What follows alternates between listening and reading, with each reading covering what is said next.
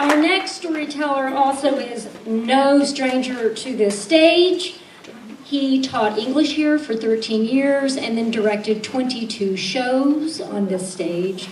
Ladies and gentlemen, let's welcome Tim Clark.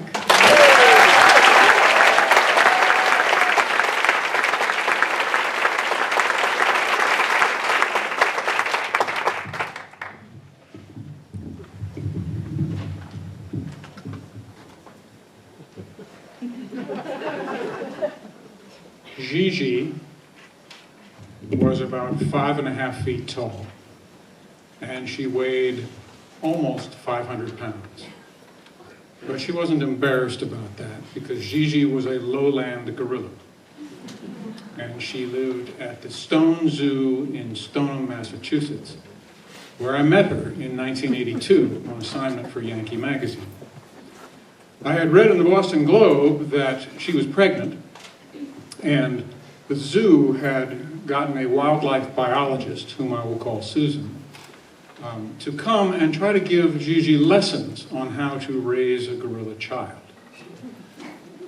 The problem here is that gorillas are highly intelligent social animals. They don't raise their children by instinct any more than human beings do. They learn it from each other. But Gigi in all her life had never been with another gorilla, except when she was impregnated by a male gorilla who was shipped in from the Chicago Zoo. Talk about a one-night stand. So I went to see Susan long after the baby gorilla had been born. And I knew that she had talked to a lot of other wildlife biologists about how to do this. And she had a baby gorilla doll that she was going to use to try and show Gigi how to raise her child. Well, she seemed very angry. Susan, not Gigi. She was angry at me. I wasn't accustomed to running into hostility when I interviewed people for Yankee Magazine. Yankee's not a scary magazine. But she was clearly very angry about something. So we talked for a while, and I still couldn't figure out what was making her so mad. Until I asked a very simple question, probably the best single question I ever asked in my career as a journalist. I looked at her and I said, "Was it sad?" And she started to cry. Of course it was sad. Of course it was sad. Gigi had no idea what was happening to her. And when she actually gave birth to her little infant gorilla, she was terrified. She ran around her concrete cage with the iron bars, screaming in pain and confusion, and dragging the baby gorilla by the umbilical cord. The zookeepers rushed in to rescue the baby. Gigi was clearly not prepared to mother that child. They took the baby gorilla away, where it was checked by veterinarians and was eventually sent to another zoo so that we could go through the whole process again of a young female gorilla giving birth to a child that she had no idea how to raise because she was not around any other gorillas. So now I knew why she was feeling so hostile. Because all the previous newspaper stories I'd seen about Gigi and her child had played it as if it were cute. They focused on the baby gorilla doll. They focused on the funny part of a human woman trying to teach a female gorilla how to have a baby. No wonder Susan was furious. Well, Susan and I got to know each other pretty well.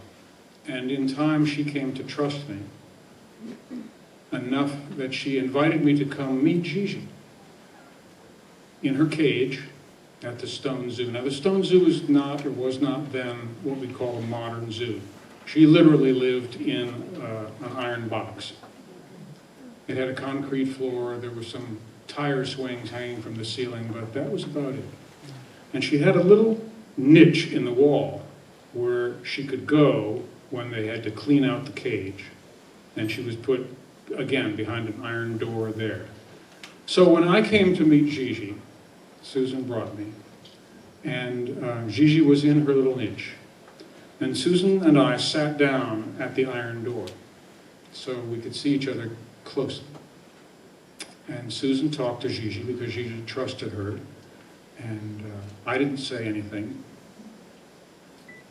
But I found myself looking at Gigi's hand. I looked very carefully at Gigi's hand.